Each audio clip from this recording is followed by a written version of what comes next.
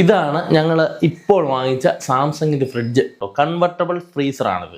ഇത് 3 സ്റ്റാർ ആണെങ്കിലും പഴയ ഒരു 5 സ്റ്റാറിൻ്റെ റേഞ്ചിലോട്ട് വരുന്നതാണ്. ഇപ്പോൾ 3 സ്റ്റാർ വരെ ഇറങ്ങിയിട്ടുള്ളൂ.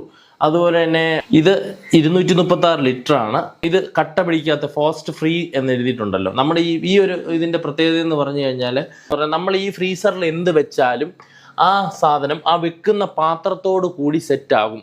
ഇതെന്ന് പറഞ്ഞാൽ നമ്മുടെ വെക്കുന്ന സാധനം മാത്രമേ ഫ്രീസ് ആകത്തുള്ളൂ. അപ്പം അങ്ങനൊരു ഗുണം ഇതിനുണ്ട്.